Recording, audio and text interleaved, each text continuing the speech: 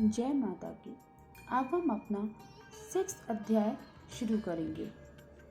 मैं सर्वगुरेश्वर भैरव के अंग में निवास करने वाली परमोत्कृष्ट पद्मावती देवी का चिंतन करता हूँ। वे नागराज के आसन पर बैठी हैं। नागों के फणों में सुशोभित होने वाली मणियों की विशाल माला से उनकी देहलता चमक उठी रही है। सूर्य के समान उनका तेज है। तीनों नेत्र उनकी शोभा बढ़ा रहे हैं। वे हाथों में माला, कुंभ, कृपाल और कमल लिए हुए हैं तथा उनके मस्तक में अर्धचंद्र का मुकुट सुशोभित है। ऋषि कहते हैं, देवी का यह कथन सुनकर दूत को बड़ा अमर्ष हुआ और उसने दैत्यराज के पास जाके सब समाचार विस्तार पूर्वक कह सुनाया। दूत के उस वचन को सुनकर दैत्यराज कुपित हो उठा और दैत्य सेनापति धूम्रलोचन से बोला, धूम्रलोचन, तुम शीघ्र अपनी सेना के साथ लेके जाओ और उस दुष्टा के केश पकड़कर घसीटते हुए उसे बलपूर्वक यहाँ ले आओ।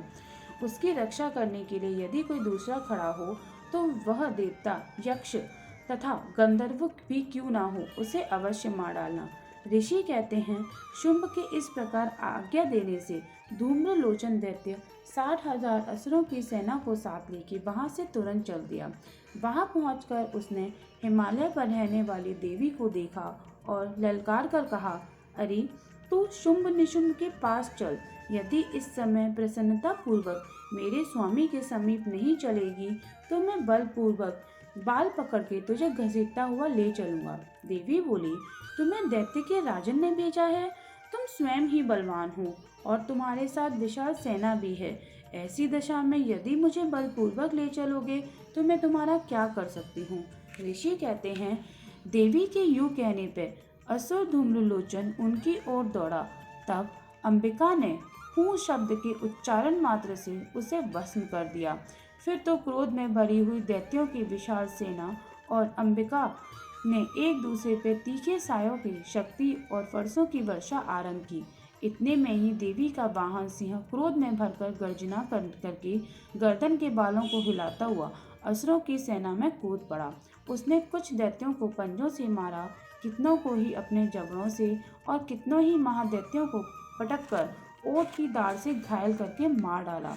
उस सिंह ने अपने नखों से कितनों के पेट फाड़ डाले और थप्पड़ मार के कितनों के ही सिर धड़ से अलग कर दिए।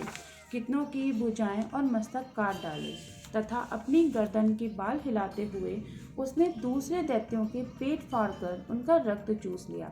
अत्यंत क्रोध में भरे हुए देवी के वाहन उस महाबली सिंह ने क्षण भर में ही असुरों की सारी सेना का संहार कर डाला।